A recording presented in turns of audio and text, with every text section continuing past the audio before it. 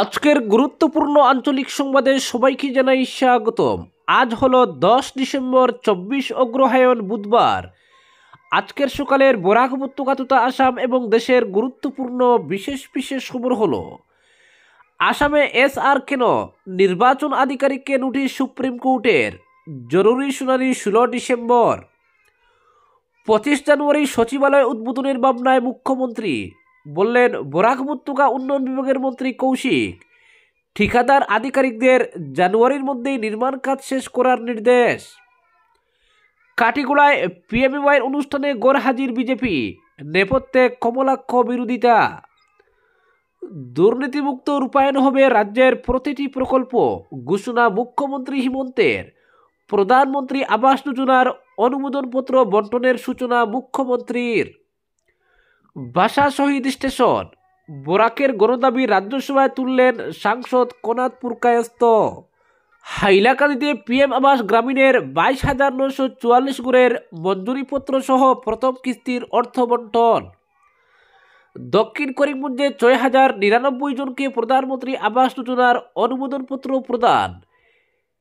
হিমন্ত আসামের মানুষের উন্নয়ন ও কল্যাণে নিবেদিত প্রাণ, বললেন দাইয়ান হোসেন। বাইকের পেছনে দ্রুতবেগে ধাক্কা, ঘাতক অটোর। বরাত জুড়ে প্রাণে রক্ষা পান পাতারকান্দি বিএড কলেজের 2 প্রশিক্ষার্থী। এবং সর্বশেষ খবরটি হলো, লঙ্গাই রুটে গাড়ির ধাক্কায় ভাঙল বিদ্যুতের খুঁটি। এবারে শুনুন বিস্তারিত খবর। আসামে বিতর্কের আবর্তে ভোটার তালিকার স্পেশাল রিভিশন অর্থাৎ এসআর, রাজ্যের মুখ্য নির্বাচন আধিকারিককে কারণ দর্শানোর নোটিশ দিল সুপ্রিম কোর্ট। এসআর নিয়ে সুপ্রিম কোর্টে জরুরি শুনানি হবে 16 ডিসেম্বর। দেশের 12টি রাজ্যে ভোটার তালিকার স্পেশাল ইন্টেন্সিভ রিভিশন অর্থাৎ এসআইআর চলছে, যা নিয়ে তীব্র সমালোচনার মুখে পড়েছে দেশের নির্বাচন কমিশন।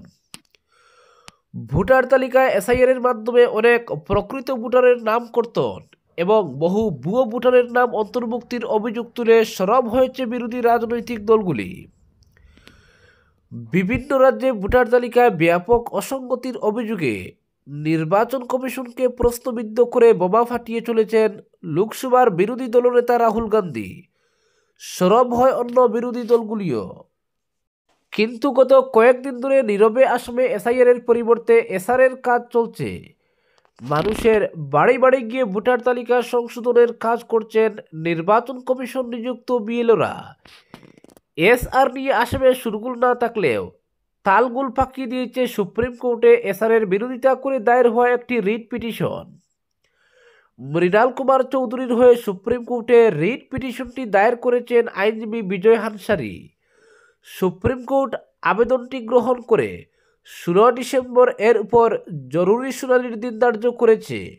সহজ নোটিশ জারি করা হয়েছে আসামের মুখ্য নির্বাচন আধিকারিককে।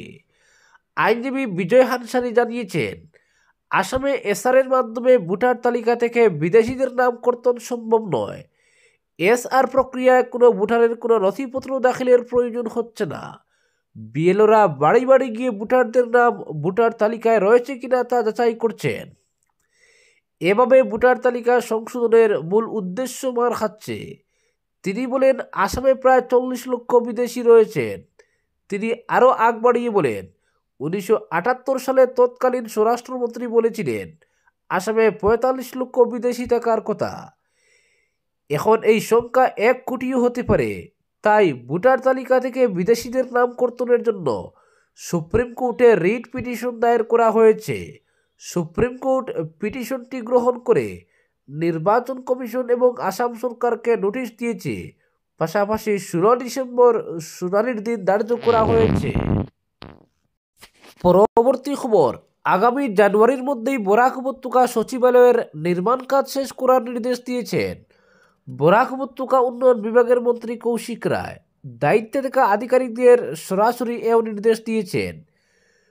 ফেব্রুয়ারিতে সচিবালয়ের উদ্বোধন অসম্ভব, বিষয়টি একটু আগে মুখ্যমন্ত্রী জানিয়েও দিয়েছেন। আর মুখ্যমন্ত্রীর ভাবনাকে গুরুত্ব দিয়ে নির্মাণ কাজে গতি আনার নির্দেশ দিলেন মন্ত্রী রায়। মঙ্গলবার পূর্ত বিভাগের আধিকারিক এবং ঠিকাদারদের সঙ্গে নিয়ে বরাক উপত্যকা সচিবালয়ের নির্মাণ কাজের অগ্রগতি খতিয়ে দেখেন বরাক উপত্যকা উন্নয়ন মন্ত্রী কৌশিক রায়। এ সময় ঠিকাদার এবং বিভাগীয় আধিকারিকদের সঙ্গে পর্যালোচনা সভাও করেন তিনি। পরিদর্শনকালে অতি শীঘ্রই নির্মাণ কাজ সম্পূর্ণ করার জন্য পূর্ত বিভাগ এবং ঠিকাদারকে নির্দেশও দিয়েছেন। এদিন মন্ত্রী সরাসরি জানিয়ে দিয়েছেন, নির্বাচনী কারণে ফেব্রুয়ারিতে মুখ্যমন্ত্রীর পক্ষে সচিবালয় উদ্বোধনে আসা অসম্ভব। মুখ্যমন্ত্রী ডক্টর হিমন্ত বিশ্ব শর্মা ইতিপূর্বে উদ্বোধনের ডেডলাইন ধার্য করে দিয়েছেন 15 জানুয়ারি। প্রয়োজনে 25 জানুয়ারি করা যেতে পারে, কিন্তু তারপর উদ্বোধন করা বা উদ্বোধন করতে আসা মুখ্যমন্ত্রীর পক্ষে অসম্ভব। ফলে যুদ্ধকালীন তৎপরতায় নির্মাণ কাজ শেষ করা এ মুহূর্তে অন্যতম দায়িত্ব হিসাবে বিভাগীয় আধিকারিকদের গ্রহণ করা উচিত বলে নির্দেশ দিয়েছেন তিনি। উল্লেখ্য, অতি শীঘ্রই মুখ্যমন্ত্রী বরাকের সচিবালয় উদ্বোধন করে উপত্যকার জনগণকে উপহার দেওয়ার সংকল্প নিয়েছেন। এদিন দেখা যায় নির্মাণ কাজ প্রায় 60% সম্পন্ন। অনেক জায়গায় মার্বেলও বসানো হয়ে গেছে। এবার কাজে গতি আনলে আগামী জানুয়ারিতেই বরাক উপত্যকাবাসীকে বিহুর সময়ে সচিবালয় উপহার হিসেবে দেবেন মুখ্যমন্ত্রী, এটা আশা করা যায়। পরবর্তী খবর, কাটিগুড়ায় পিএমএওয়াইয়ের অনুষ্ঠানে গরহাজির বিজেপি, নেপথ্যে কমলাক্ষ বিরোধিতা। পিএমএওয়াইজির মঞ্জুরিপত্র বন্টনের সরকারি অনুষ্ঠান কার্যত বয়কট করল কাটিগুড়া বিজেপি। নেপথ্যে উত্তর করিমগঞ্জের বিধায়ক কমলাক্ষ দে পুরকায়স্থের বিরোধিতা। গড়হাজির থাকলেন এখানকার 3 মণ্ডল বিজেপির সভাপতি, কার্যকর্তা সহ বেশিরভাগ পঞ্চায়েত প্রতিনিধি। উত্তর করিমগঞ্জের বিধায়ককে নিয়ে কাটিগুড়া বিজেপির অভ্যন্তরের পুঞ্জীভূত ক্ষোভের বহিঃপ্রকাশই হলো এই ঘটনার নেপথ্যে। মঙ্গলবার কেন্দ্রীয়ভাবে প্রধানমন্ত্রী আবাস যোজনার মঞ্জুরিপত্র বন্টনের আনুষ্ঠানিক সূচনা করেন মুখ্যমন্ত্রী হিমন্ত। একই সঙ্গে রাজ্যের প্রতিটি বিধানসভা এলাকায়ও আনুষ্ঠানিকভাবে এই প্রকল্পের সূচনা করা হয়। কাটিগুড়ায় এই অনুষ্ঠানের মুখ্য অতিথি ছিলেন উত্তর করিমগঞ্জের বিধায়ক কমলাক্ষ দে পুরকায়স্থ। জেলা পরিষদের সিইও প্রণব কুমার বরার পৌরোহিত্যে কালাইন লক্ষ্মীপুরের সদ্ভাবনা মণ্ডপ প্রাঙ্গণে অনুষ্ঠিত হয় এই অনুষ্ঠান। পিএমএওয়াই হিতাধিকারীদের হাতে আনুষ্ঠানিকভাবে মঞ্জুরিপত্র তুলে দেন উত্তর করিমগঞ্জের বিধায়ক কমলাক্ষ দে পুরকায়স্থ সহ স্থানীয় বিধায়ক খলিল উদ্দিন মজুমদার। উপস্থিত ছিলেন কালাইন কাটিগুড়ার বিডিও। সূত্র বলছে, এদিনের সরকারি এই অনুষ্ঠানে স্থানীয় বিজেপির কার্যকর্তাদের দেখা যায়নি।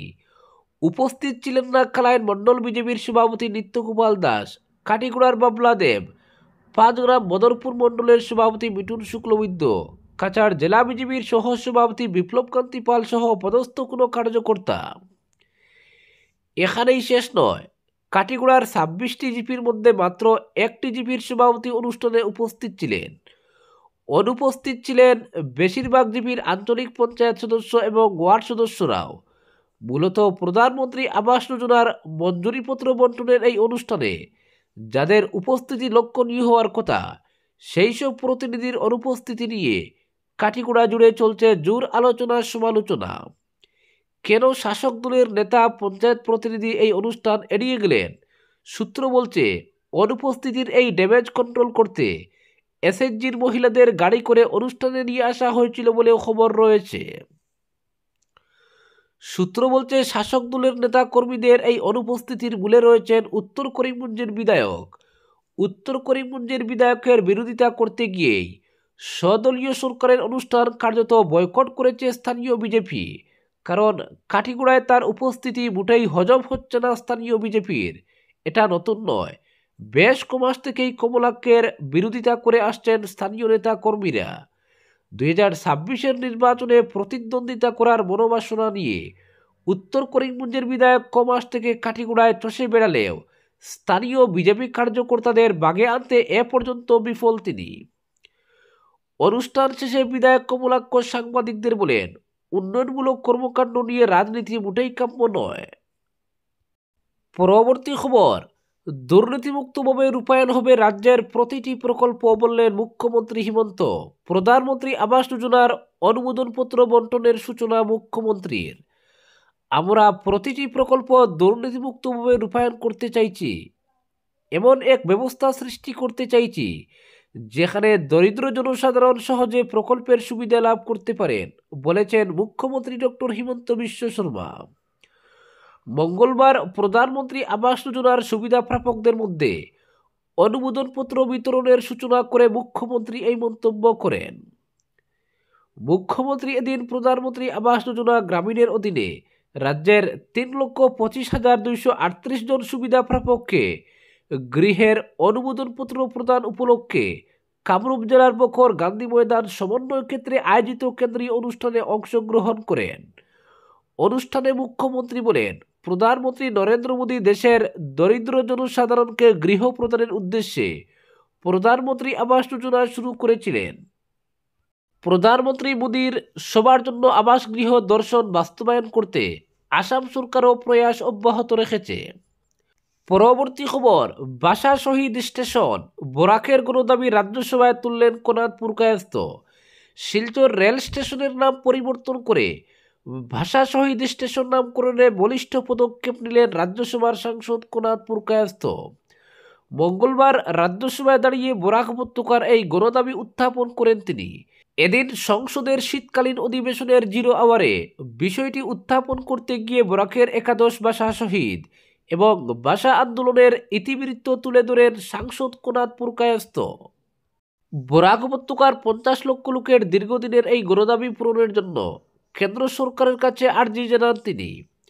রাজ্যে মাতৃভাষা বাংলাকে সরকারি ভাষা হিসেবে স্বীকৃতি প্রদানের দাবি আদায়ে 1961 সালের 19 মে শিলচর রেল স্টেশনে প্রাণ আহুতি দিতে হয় একাদশ শহীদকে। সেই একাদশ শহীদের মধ্যে ছিলেন বিশ্বের সর্বকনিষ্ঠ মহিলা ভাষা শহীদ কমলা ভট্টাচার্য। শহীদের রক্তস্নাত এই শিলচর রেল স্টেশনের নাম পরিবর্তন করে ভাষা শহীদ স্টেশন নামকরণে দীর্ঘ কয়েক দশক ধরে দাবি জানিয়ে আসছেন বরাক উপত্যকার লক্ষ লক্ষ মাতৃভাষা প্রেমী, কিন্তু আজ পর্যন্ত সেই দাবি বাস্তবায়ন হয়নি। সংসদে স্পষ্ট ভাষায় সে কথা উল্লেখ করেন সাংসদ কোনাদপুর কায়স্থ। প্রসঙ্গক্রমে তিনি এ উল্লেখ করেন, দেশের বিভিন্ন রেল স্টেশন, বিভিন্ন প্রতিষ্ঠান, বিভিন্ন ল্যান্ডমার্ক ঐতিহাসিক স্মৃতি বিজড়িত ঘটনা বা শহীদের নামে নামকরণ হয়েছে। শিলচর রেল স্টেশনের নাম পরিবর্তন করে ভাষা শহীদ স্টেশন নামকরণের গণদাবি দীর্ঘ কয়েক দশকের। স্বাধীনোত্তর ভারতবর্ষে বরাকের মাতৃভাষা আন্দোলনে লক্ষ লক্ষ লোকের আবেগ জড়িত। এই গণদাবি আগেই পূরণের আবশ্যকতা ছিল, কিন্তু সেই দাবি পূরণ হয়নি বলে আজকের দিনে ভাষা শহীদ স্টেশন নামকরণে আন্দোলন চলছে। এমন তথ্য তুলে ধরে শিলচর রেল স্টেশনকে ভাষা শহীদ স্টেশন নামকরণের পক্ষে জোর সওয়াল করেন তিনি। তার কথায়, ভাষা শুধু শব্দ বা শব্দগুচ্ছ নয়, ভাষা মানুষের আত্মপরিচয়, একটি সভ্যতার আত্মা। ভবিষ্যৎ প্রজন্মের কাছে এই বার্তা পৌঁছে দিতে ভাষা শহীদ স্টেশন নামকরণ হবে এক বলিষ্ঠ পদক্ষেপ। পরবর্তী খবর, বাইকের পেছনে দ্রুত বেগে ধাক্কা ঘাতক অটোর। বরাত জুড়ে প্রাণে রক্ষা পান পাথারকান্দি বিএড কলেজের 2 প্রশিক্ষার্থী। পাথারকান্দি কলেজ অফ এডুকেশনের ডিএলএডির 3য় সেমিস্টারের 2 প্রশিক্ষার্থী ইয়াহিয়া আহমেদ এবং জুনাইদ আহমেদ স্কুল থেকে নির্দিষ্ট দিনের ইন্টার্নশিপ শেষ করে ঘুরে ফেরার পথে পাথারকান্দিতে মর্মান্তিক দুর্ঘটনার কবলে পড়েন। দুর্ঘটনাটি ঘটে জীবনজ্যোতি ডায়াগনস্টিক সেন্টারের বিপরীত পার্শ্বে। ঘটনার বিবরণে জানা যায়, দ্রুতগামী ঘাতক অটো বাইকের পেছনে সজোরে ধাক্কা দিলে বাইক চালক ইয়াহিয়া আহমেদ এবং পেছনে বসা জুনাইদ আহমেদ ছিটকে পড়েন রাস্তার পার্শ্বে। বরাত জুড়ে মাথায় কোনো আঘাত লাগেনি তাদের। দৈব শক্তির জুড়ে প্রাণে বেঁচে যান তারা। পথচারীরা দ্রুত তাদের উদ্ধার করে পাথারকান্দি প্রাথমিক হাসপাতালে নিয়ে গেলে কর্তব্যরত ডাক্তার পরীক্ষা নিরীক্ষা করার পর তাদেরকে হাসপাতাল থেকে ছেড়ে দেয়। ঘাতক অটোটি বাইকের পেছনে ধাক্কা মেরে দ্রুত সেখান থেকে পালিয়ে যায়। চালকের টিকিট নাগাল পাওয়া যায়নি। পরবর্তী খবর, লঙ্গাই রোডে গাড়ির ধাক্কায় ভাঙল বিদ্যুতের খুঁটি। জোরদারভাবে চলছে শ্রীভূমি শহর সংলগ্ন লঙ্গাই এলাকায় ভারতমালার সড়ক তৈরির কাজ। পুয়ামারা এলাকা থেকে লঙ্গাই ইনাদপুর হয়ে তৈরি হচ্ছে বাইপাস। তবে এই সড়ক তৈরির কাজে ব্যবহৃত টিপার সহ বিভিন্ন ধরনের ভারী যানবাহন মানুষকে আতঙ্কিত করে তুলেছে। শহরের মধ্য দিয়ে যখন এগুলোর যাতায়াতে যানজট সমস্যা দেখা দিচ্ছে, বিশেষ করে আজাদ সাগর রোড, লঙ্গাই রোডে যানজট এখন নিয়মিত হয়ে দাঁড়িয়েছে। ছোট সড়ক দিয়ে ভারী যান চলাচলের ফলে রাস্তা নষ্ট হওয়ার উপক্রম। সোমবার রাতে লঙ্গাই রোড কালী মন্দিরের পাশে ভারতমালার একটি গাড়ির ধাক্কায় ভেঙে যায় বিদ্যুৎ পরিবাহী লাইনের একটি খুঁটি। এতে মাঝরাতে এলাকায় আতঙ্কের সৃষ্টি হয়। স্থানীয়রা রাস্তায় বেরিয়ে বিপজ্জনকভাবে গাড়ি চলাচলের বিরুদ্ধে ক্ষোভ প্রকাশ করেন। এর আগের দিন আজাদ সাগর রোডের দুর্গা মন্দিরের কাছে ড্রেনের স্ল্যাব ভেঙে চুরমার করে দেয় একটি টিপার।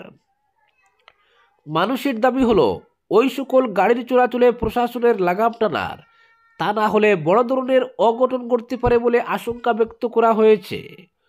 অন্যদিকে লঙ্গাই রোড আজাদ সাগর রোড হয়ে প্রতি রাতে অসংখ্য লালমাটি বহনকারী লরি যাতায়াত করে। ওই সকল লরির যন্ত্রণায় মানুষ ব্যতিব্যস্ত। এই সকল লালমাটি বহনকারী লরির চলাচলে সংলগ্ন গরবাড়ির মানুষের অবস্থা বেহাল। ফলে জনগণের তরফে এগুলোর চলাচলে লাগাম টানতে জেলা ও পুলিশ প্রশাসনের হস্তক্ষেপ দাবি করা হয়েছে। আজকের বিশেষ সংবাদ এখানেই সমাপ্ত।